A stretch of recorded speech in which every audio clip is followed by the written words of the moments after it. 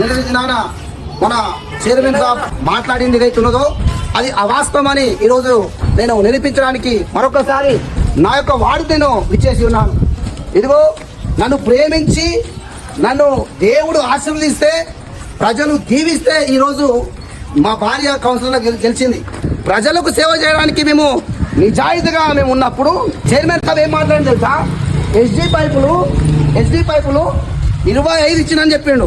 వీడికి వెళ్ళిగో కార్ దాక్కుంటా నాకు ఇచ్చింది 15 ఎస్డీ పైపులే. ఆ ఎస్డీ పైపులు ఇవే ఇచ్చిండు. ఇంకోటి బేసిక్ నీడ్స్ మాట్లాడి అడిగింది నేను వాళ్ళకు. బేసిక్ నీడ్స్ అడుగుతూ వాళ్ళు కోట్ల రూపాయల లెక్కలు మాట్లాడుతున్నారు వాళ్ళు. ఇక వర్కర్స్ మీరు ప్రొవైడ్ చేయమని చెప్పిన చైర్మన్ సాబ్ నేను కాంగ్రెస్ పార్టీకి వ్యతిరేకంగా మాట్లాడలేదు 100 సార్లు చెప్తా కూడా. ఇగో ఈ గడ్డి చూడిగో గడ్డి మొలిసింది తప్ప దీని మీద చెత్త మీద ఈ మురికి మీద పబ్లిక్ దోమలు కలిసి రోగాలు వచ్చి చచ్చిపోతారు. సాఫ్ చేస్తారు మళ్ళీ అందరికీ పోతుంది. అది లైట్లు అట్లా కాదు, లైట్లు ఉన్నాయి మన దగ్గర లేవు పైపులు తక్కువ అంటున్నా. ఇంకా ఏం చెప్పిందంటే 30 లైట్లు ఇచ్చిందని చెప్తున్నాడు. 30 లైట్లు అన్నావు, 30 లైట్లు ఇల్లు చైర్మన్ సాబ్ నాకు ఇచ్చింది 15 లైటు. ఎవరి ముక్కులు పెట్టాలి నేను?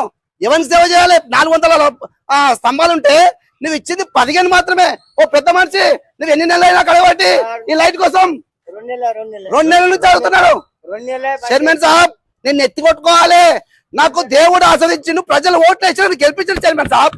ప్రభుత్వం రాకముందు వచ్చిన ఫండ్ల నుంచి వచ్చింది పాత ఫండ్. చైర్మన్ సాబ్ నువ్వు ఏలేవు, ఇంకా ఇది పాత ఫండ్. ఇది చంద్రశేఖర్ సాబ్ మొత్తుకుంటుండు కానీ వినట్లేదు. గిరిధర్ రెడ్డి మొత్తుకుంటు వినట్లేదు. పైన కురిసి సాబ్ కూడా నీకు మొత్తుకుంటుండు. మా యొక్క ఇన్ఛార్జ్ కౌసర్ మొయినుద్దీన్ సాబ్ మీకు ఫోన్ కూడా చేసి చెప్పిండు కదా చైర్మన్ సాబ్. ఎందుకు పట్టించుకోవచ్చు? నువ్వు నాది స్లమ్ ఏరియా పోయి నా స్లమ్ ఏరియాకు నేను అడుగుతున్నా కేవలం డెవలప్మెంట్ కోసం మాట్లాడుతూ చూడండి. అక్కడ పెద్ద మనిషి పడ్డాడు. రిపోర్టర్ సాబ్ ఇటుకెళ్ళి వస్తావా? బండి వస్తుందా? ఇటుకెళ్ళి రాకపోతే ఎట్లా సార్? ఇగో ఇక నీళ్ళో మొత్తం ఇగో చూడు ఇంత దూరం. అరే నేను సమస్య చెప్తున్నా. కాంగ్రెస్ పార్టీకి నేను వ్యతిరేకం కాదు, నువ్వు నాకు చేస్తున్న ద్రోహానికి వ్యతిరేకం. औज़ुबिल्लाहिमिनश्शैतानिर्रजीम बिस्मिल्लाहिर्रहमानिर्रहीम। आज मजलिस इत्तेहादुल मुस्लिमीन ज़हराबाद के सदर की हैसियत से मैं मीडिया के सामने आया हूँ।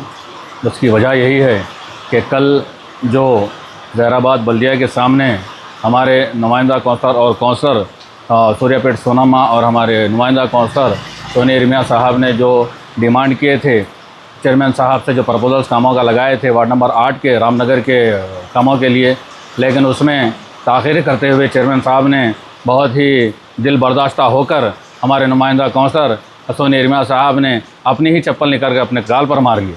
तो ये बहुत शर्म की बात है कि जिस काउंसिल में मजलिस इत्तेहादुल मुस्लिमीन के 2 काउंसलर्स सपोर्ट करके चेयरमैन बिठाते हैं और वही चेयरमैन साहब हमारे 2 काउंसलरों के साथ और मजलिस के खासकर ये रामनगर के काउंसलर के साथ ये रवैया बहुत ही बर्दाश्त के बाहर है।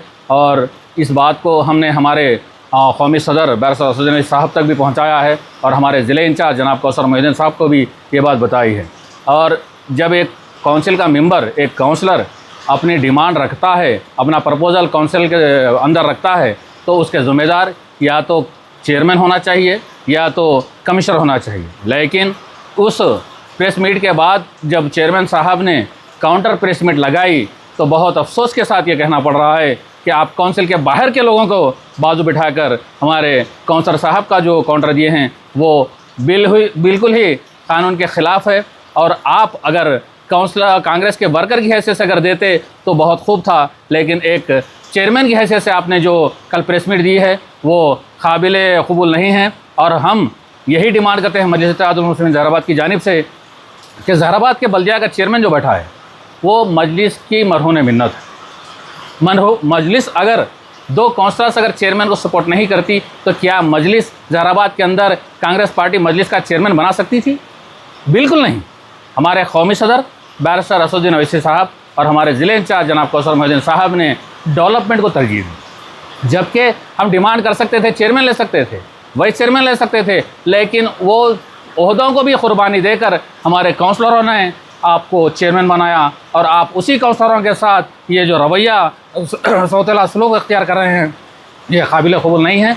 मैं मजलिस इत्तेहादुल मुस्लिमीन के सदर की हैसियत से कांग्रेस की हाई कमांड को भी ये बता दूं कि आप तवज्जो रखिए मजलिस बल्दिया के अंदर क्या हो रहा है और चेयरमैन साहब किन काउंसलरों को सपोर्ट कर रहे हैं, और ख़ासकर मजलिस की जो मरहून मिन्नत है चेयरमैन साहब वो भूल चुके हैं। और यही बात मैं इस दौरान हमारे मरहूम सदर सालार मिल्लत सुल्तान सलाहुद्दीन अलैहि रहमा का एक कौल आपको सुनाता चलूँ। मजलिस घबराने डरने वालों की जमात नहीं है। मजलिस तख्त पे बिठा भी सकती है और तख्ते पे लिटा भी सकती है, ये मजलिस की ताकत है। तो ये आपको सोचना चाहिए कि आपको अगर आने वाले दिनों में मजलिस का साथ चाहिए तो आपको ये सोचना चाहिए कि आप मजलिस के जो हमारे काउंसलर्स हैं उन्हें किस तरीके से लेकर चलें।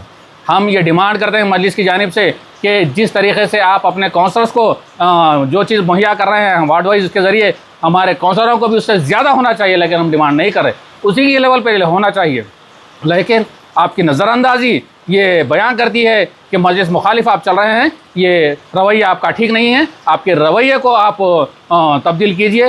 और आपने जो करल हरकत की है, कौंसिल के बाहर के शख्स को आप बाजू बिठाकर उसके ज़रिए आप काउंटर दिला रहे हैं, तो आपकी सियासी बखा क्या है और आपकी सोच क्या है, इससे हमें अंदाज़ा लग रहा है। कांग्रेस हाई कमांड को भी चाहिए कि आप अपने चेयरमैन साहब को कंट्रोल करें, वरना फिर हमें हमारी हाई कमांड के पास जाकर फिर आप लोगों को बुलाकर वहाँ पे बात करने की नौबत तक मत लाइए। यही एक अल्टीमेटम आपको देते हुए मजलिस इत्तेहादुल मुस्लिमीन ज़हराबाद की जानिब से यही हम कह रहे हैं कि आप अपना रवैया बदलिए, वरना आने वाले दिनों में इसका खमियाजा चेयरमैन साहब के रूप में कांग्रेस पार्टी को उठाना पड़ेगा।